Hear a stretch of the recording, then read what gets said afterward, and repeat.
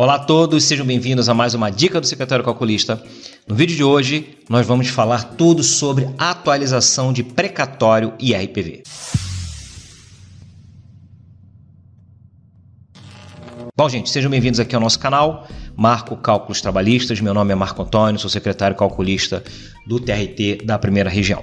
No vídeo de hoje, a gente vai tratar de um assunto aí que o pessoal gosta muito de levantar dúvidas e tem muitas dúvidas, né? Que é a questão da atualização em relação ao ente público, né? Na hora que você for pedir precatório, RPV, como é que fica essa questão aí? Porque gera muita confusão. Se aplicam as ações declaratórias de constitucionalidade 58 e 59, ou seja, contra um ente público se aplica IPCA e Selic, juros de 1% TR. O que diz a emenda constitucional 113? Né? Como é que fica toda essa conversa aí? E a resolução 448 do CNJ? É uma salada de frutas aí que realmente é um pouco confuso. Então a gente vai tentar aqui, dentro do possível, destrinchar isso. Primeira coisa que a gente tem que ver é que a gente sabe que os cálculos trabalhistas, de um modo geral, eles são regidos, né, desde que não haja situação consolidada, pelo que prevêem as ações declaratórias de constitucionalidade 58 e 59, as famosas ADCs 58 e 59 para os íntimos. Elas prevêem que, de novo, se não houver situação já previamente consolidada, né, antes da vigência dessas ADCs, você tem que atualizar os cálculos trabalhistas na fase pré-judicial pelo IPCA e na fase judicial pela Selic, Receita Federal. Tá? Existe a Selic simples, Selic composta, Selic Receita Federal, Selic Bacen, enfim, Selic Receita Federal. E essa diferença de fase pré-judicial para fase judicial é a data do ajuizamento. Só que essas ADCs elas não têm previsão de aplicabilidade para os entes públicos, né? Quando eles são devedores principais. Okay? Se eles forem devedores principais, não há previsão da aplicação das ADCs 58 e 59, beleza? Então, nesse vídeo de hoje aqui, inclusive, tudo que a gente for falar nesse vídeo de hoje será em cima de emendas de acórdãos que a gente trouxe aqui do TRT do Rio de Janeiro, beleza? Para fundamentar aqui o nosso estudo. Então, a primeira fundamentação, a ADC 58 e 59 não se aplica ao ente público quando ele é devedor principal. Beleza? Vamos ler aqui, ó, o que diz um acórdão aqui desse AP aqui, ó. Tá vendo aqui o número? Esse AP aqui que foi julgado aqui no TRT do Rio de Janeiro. Vamos lá. Índice de correção monetária, Fazenda Pública. O julgamento proferido pelo STF nos autos da ADC 58 e 59 não se aplica à hipótese dos autos ante o status da Fazenda Pública estendido à executada. Ok? Então, nesse caso aqui, a ré era uma empresa que tinha status de ente público, como é o caso, por exemplo, aí do Correios e Telégrafos ou da Valec, né? São empresas que se equivalem ao ente público, então valem para elas também as regras aplicáveis ao ente público. Então, deve ser observada a decisão proferida no recurso extraordinário RE 870-947, tema 810. Esse tema é muito importante, de repercussão geral. Assim, deve ser observado, essa parte final que é mais importante, ó. Deve ser observado o IPCAE como índice de correção monetária em relação à Fazenda Pública desde 30 de 6 de 2009 e juros no moldes do artigo 1º F da Lei 9494 de 97. Beleza? Essa é a forma de apuração de atualização dos entes públicos, tá? Você vai aplicar o IPCAE, beleza, mas você não vai ter limitação à data do ajuizamento, como no caso das ADCs, e juros Fazenda Pública. Esses juros Fazenda Pública estão previstos no parágrafo 1º F da Lei 9494 de 97. Beleza? Então já matamos a primeira charada. Não se aplicam as ADCs à Fazenda Pública quando são devedores principais. Cuidado com essa observação, porque lá na frente a gente vai ver que se o ente público for devedor subsidiário, a história muda. Beleza.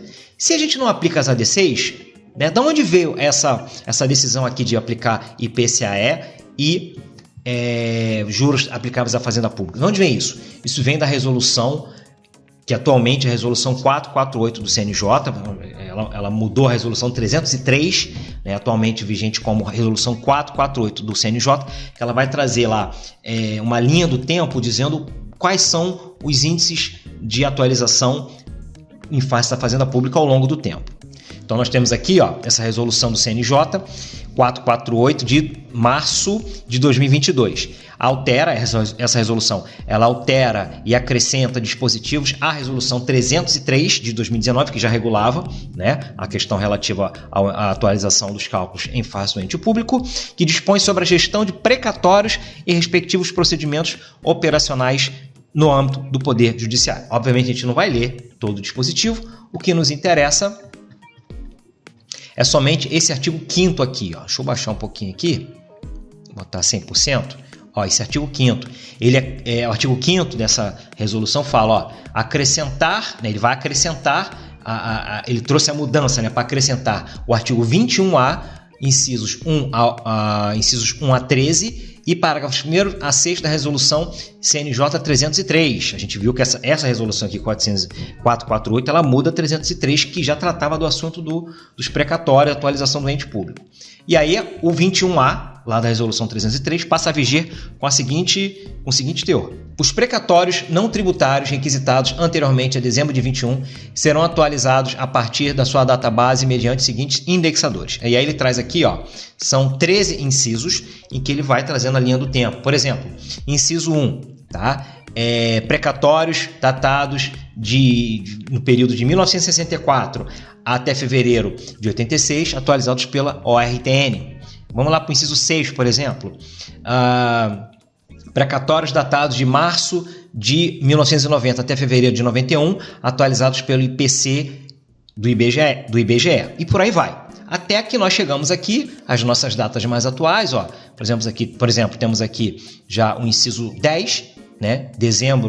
Janeiro de 2001, dezembro de 2009, já estamos mais... Existem processos datados dessa época ainda em curso, né? A atualização seria o quê? IPCAE, do índice do IBGE. Aí no inciso 11, ó, a partir de 10 de dezembro de 2009 até março de 2015, volta a TR, beleza? Aí a partir, inciso 12 e 13, inciso 12, aí a partir de 26 de 3 de 2015, volta a ser o IPCAE. Só que essa aplicação do IPCAE, né, aqui no inciso 12, vai do dia 26 de 3 de 2015 até 30 de novembro de 2021. Por quê? A partir do dia 1º de dezembro de 2021, passou a valer a emenda constitucional 113, que determinou, né? Aí é uma emenda constitucional, tá? É Constituição. Todos os precatórios devem ser atualizados pela Selic. Beleza? Aí o inciso 13 aqui, ó.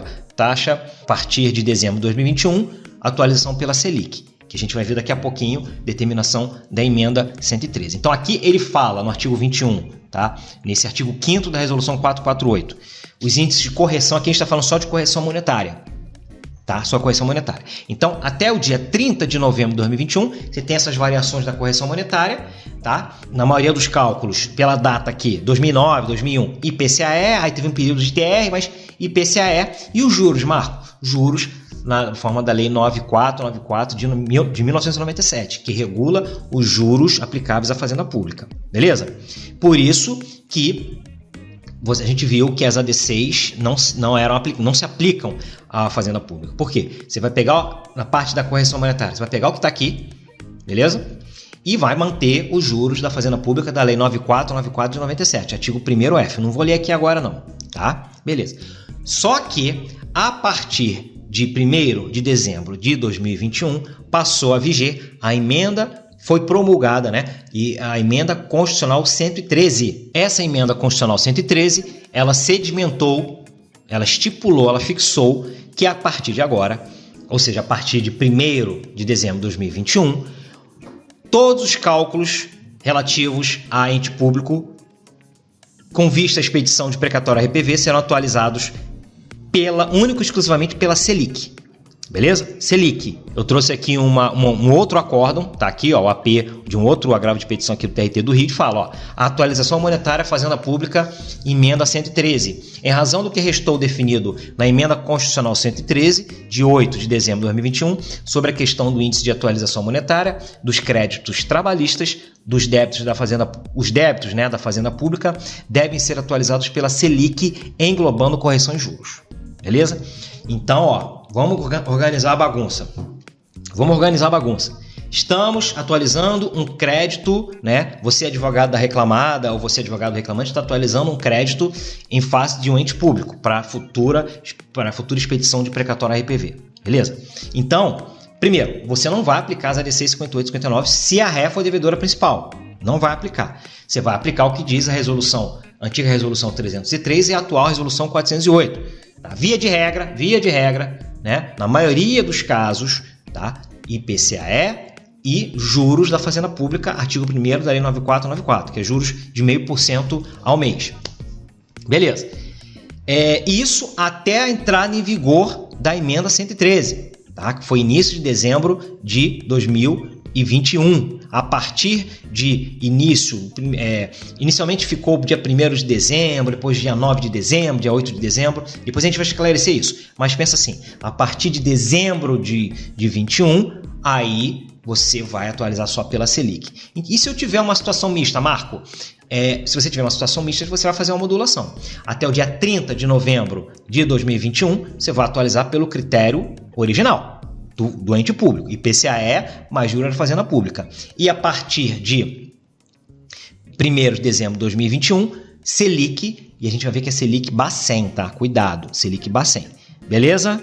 Tamo junto. Vamos seguir aqui. Marco, por que você está insistindo nessa questão de falar que deve-se observar que a ré, né, no caso a Fazenda Pública, tem que ser devedor principal, tá? Porque a gente sabe que tem uma orientação jurisprudencial, que é a OJ 382 do TST, que fala que se o ente público ele for condenado subsidiariamente, ele não vai gozar dos privilégios dados à Fazenda Pública. A gente viu os privilégios, quais eram os privilégios, né? Ou quais são os privilégios? Era ele atualizar pelo IPCAE mais juros aplicáveis à Fazenda Pública e Selic a partir de início de dezembro de 2021, beleza? Se a ré for condenada subsidiariamente, beleza? Principalmente essa primeira parte aí até início de dezembro de 2021, que era IPCAE mais juros de 0,5%, isso é uma benesse para a ré, porque os juros caem à metade. Os juros da Fazenda Pública é a metade, né, do que era aplicado. Os juros aplicados eram 1% ao mês e os juros da Fazenda Pública 0,5%. Era uma benesse para a ré. Se a ré for condenada, o ente público for condenado subsidiariamente, ele não goza desse privilégio. Beleza? Então, se a ré for condenada subsidiariamente, pode ser aplicada a ela assim a ADC 58 e 59, pode ser aplicada a ela assim os juros de 1% ao mês, dependendo do caso. Beleza? Mas a partir do dia 1/12 de 2021, Selic, como qualquer ente público. Beleza? Isso está no OJ 382. Eu trouxe aqui outro acórdão, tá? Vamos ler aqui, ó. Provida a reclamação constitucional pelo colhendo STF para que a turma julgadora profira novo julgamento, determina-se que a atualização monetária siga os parâmetros expressamente estabelecidos pela egrégia Corte no julgamento das ADCs 58 e 59, considerando-se tratar de condenação subsidiária do ente público, OJ 382 do TST, dando-se provimento ao agravo de petição do segundo réu, decisão que merece reforma. Então, ele está dizendo aqui, ó, você é ente público? Mas você foi condenado subsidiariamente. Então, você não goza daquele privilégio lá do parágrafo 1º F da Lei 9494, IPCAE, não. Você vai ser atualizado como qualquer ré privada. Nesse caso específico aqui, já estavam em voga as ADC 58 e 59, beleza? Mas se fosse o caso de uma atualização anterior à vigência das ADCs, seria pela forma do artigo 39 da Lei 8177, juros de 1%, TR e por aí vai, beleza? A partir da entrada em vigor da emenda 113, aí sim, aí esquece essa coisa de subsidiária, principal, só Selic, beleza? Bom, para terminar essa parte teórica, daqui a pouco a gente vai fazer um exercíciozinho aqui prático. Eu trouxe aqui um provimento daqui do TRT do Rio de Janeiro, beleza? Como todos sabem, eu atuo aqui, então eu sempre trago alguma coisa específica do nosso tribunal aqui, que dá embasamento para nós calculistas aqui do TRT do Rio de Janeiro. E aí você que não é do TRT do Rio de Janeiro, você precisa ver, né, o que diz o seu tribunal, enfim. Esse ato 54, esse provimento, né, 54/2022 do TRT do Rio de Janeiro, ele vai pacificar a questão que eu falei lá em relação às datas, tá? Há quem entenda que a aplicação da emenda 113, né, que manda aplicar a Selic, só a Selic como correção monetária em face dos entes públicos a partir do dia 8 de dezembro, a partir do dia 9 de dezembro, enfim. Esse ato aqui do TRT do Rio de Janeiro pacificou esse entendimento, estipulando 1º de dezembro. Beleza? Então vamos ler aqui, ó, tem o artigo... Vamos ler aqui o artigo 16, 17 e 18. O 16. Os valores requisitados serão corrigidos até o efetivo pagamento conforme normatização em vigor. Tranquilo. O 17. Na atualização da conta do precatório não tributário, beleza? Atualização dos precatórios. Os juros de mora deverão incidir somente até 30 de 11 de 2021, data limite, também para aplicação de IPCA como índice de correção monetária. Então, até o dia 30, de acordo com esse provimento 54, até o dia 30 de 11 de 2021, você vai atualizar os valores em face do ente público, esquecendo a emenda 113. Ou seja, você vai ver a ré. A ré é a devedora principal. Você vai aplicar IPCA e juros aplicáveis à fazenda pública. Se a ré for devedora subsidiária, você poderia aplicar, dependendo do caso, juros de 1% mais TR, ou ADC 58,59, IPCA mais Selic, beleza. Isso até 30 de 11 de 2021. A partir do dia 1 de 12 de 2021, a compensação da mora dar-se-á pela aplicação da taxa referencial Sistema Especial de Liquidação de Custódia, que é a nossa famosíssima Selic, que incidirá sobre o valor consolidado correspondente ao crédito principal, atualizado monetariamente até 30 do 11. Então, a partir do dia 1 do 12, Selic. Beleza? E aí o artigo 18 encerra a fala que a partir do dia 1 do 12 de 2021, para fins de atualização monetária, remuneração do capital e compensação de mora, os precatórios, independentemente de sua natureza, serão corrigidos pela Selic. Beleza, gente? Então a gente vai fazer mais uma vez o resumo. Eu sei que é muita informação. Marcos, você fala muito rápido, né? Dá pausa no vídeo, volta o vídeo para ver, tá? E não se esqueça aí que a gente tem um curso de liquidação de verbas trabalhistas, tá? Se você vê que um vídeo aqui do YouTube, a gente já traz essa quantidade de informações, esse detalhamento de informações, imagine lá no nosso curso. Como é que o curso não vem, né? Ele vem muito recheado de informação e muita prática, como a gente vai praticar agora. Então vamos para fechar aqui, fechar esse circuito aqui para a gente para o exercício.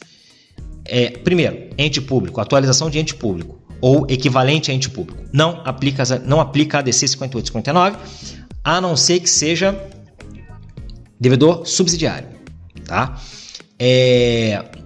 O que se aplica quando o ente público é devedor principal? Resolução 303 do CNJ, que é agora atualizada pela 4448, mais Lei 9494 de 97, ou seja, IPCAE mais juros de 0,5%. Beleza? Isso até...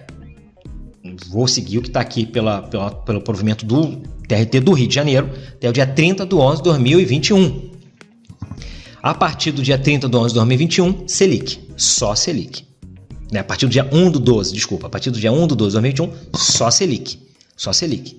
Tá? Se a ré for devedora subsidiária, nessa fase pré-emenda 113, até dia 30 de 12 de 2021, você vai aplicar o índice de correção, a forma de atualização que seria aplicada à devedora principal, ou 1% ao mês mais TR, ou IPCAE mais Selic, beleza? E depois do dia 1º do 12, só Selic também. Beleza? Visto isto, vamos fazer um exercício aqui. Bom, gente, visto então essa parte teórica, vamos fazer um exercício aqui. Se você estiver percebendo no vídeo alguma alteração em relação ao enquadramento da câmera, algumas diferenças, de fato, do momento que eu gravei a parte teórica para agora, que eu vou gravar a parte relativa ao exercício, se passaram alguns dias, tá ok? Então você não estranha essa diferença de enquadramento, de luz, até comigo mesmo alguma diferença em relação ao último vídeo, porque realmente se passaram alguns dias aí, tá? Mas vamos lá. O nosso exercício aqui é a gente pegar um cálculo, a gente atualizar um cálculo em que o ente público foi condenado subsidiariamente. Esse vai ser o nosso exercício, tá? Lembrando que lá na descrição do vídeo você tem todos os dados, beleza? Se você quiser pausar o vídeo agora e tentar fazer e depois seguir a correção, que é o que eu sempre aconselho, você faz isso. Caso contrário, você segue a correção, mas sempre tenta fazer, tá? Sempre tenta fazer sozinho, a melhor forma de aprender é se exercitando.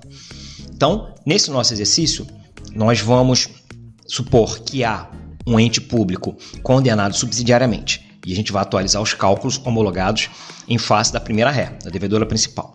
Então, nesse caso aqui, a gente já vai utilizar o quê? A OJ 382, do TST, Orientação Jurisprudencial 382, que diz que os cálculos devidos em face do ente público como devedor subsidiário não gozam das prerrogativas previstas lá na Lei 9494 de 97, especificamente no artigo 1º-F, que dão juros de mora equivalentes à fazenda pública, equivalentes à poupança, né? 0,5%, em regra não é 0,5%, mas o texto lá traz equivalentes à poupança. Isso para o ente público é uma benesse porque antes da vigência das ações declaratórias de constitucionalidade 58 e 59, os juros eram atualizados, como a gente já sabe, na forma do artigo 39 da Lei 8177, juros de mora 1% ao mês. Quando você reduz esses juros para 0,5% ou aplicáveis à poupança, há uma redução significativa. Isso é uma benesse que os entes públicos têm quando da atualização dos cálculos. Só que a gente viu na parte teórica do vídeo que com a emenda constitucional 113, agora, independentemente de o réu ser devedor principal ou secundário, a partir do início de dezembro de 2021, as atualizações em face, né, dos entes públicos, da Fazenda Pública, dar-se-á sempre com a aplicação da Selic, só Selic, beleza? Então, a gente vai manter, nesse caso aqui, nesse nosso exemplo, aquela situação mista. A gente vai manter os cálculos, a atualização do cálculo até o início da vigência da emenda 113, como eles foram homologados, e nesse caso aqui a gente vai seguir os critérios homologados em face do devedor principal, que era uma empresa privada, né? Nesse caso, nesse nosso exemplo aqui, TR mais 1% ao mês, e a partir do início de dezembro de 2021, só Selic, ok? Se não houvesse, antes da emenda 113, essa atualização de TR mais 1% ela continuaria até hoje, tá? Então vamos lá. Nós temos aqui os dados. O que nós precisamos? Só um detalhe, tá? No vídeo anterior, foi um vídeo sobre imposto de renda que eu fiz, um vídeo tá bem completo, mais de 40 minutos de vídeo, e eu fiz uma atualização bem detalhada, uma explicação bem detalhada de como fazer a atualização, né, de cálculos feitos em outros sistemas, que é o nosso caso aqui, tá? Só atualização, não apuração. Então, se você tiver alguma dúvida, nesse vídeo aqui eu vou passar um pouco mais rápido sobre isso. Você vai no nosso vídeo anterior, que é imposto de renda, tá? Anterior a esse, e assiste, porque lá eu explico essa divisão de principal, expurgo de juros, separação de verbas tributáveis, bem mais detalhada. Aqui eu vou passar um pouco mais rápido, tá? Então vamos lá. O que nós temos aqui? O principal corrigido monetariamente, 25.820, juros, 5.470, ok? Esse principal corrigido está embutido o INSS cota reclamante, tá? Não tem, na última atualização, não teve imposto de renda, então a gente não vai reapurar aqui, tá? A data da última atualização foi 27/10/2019. Os critérios de atualização, como eu falei, TR mais 1%, imposto de renda isento, já falei, e INSS, cota reclamante 823,40, cota reclamada 1.725. Então vamos atualizar. Vamos aqui em criar novo cálculo externo.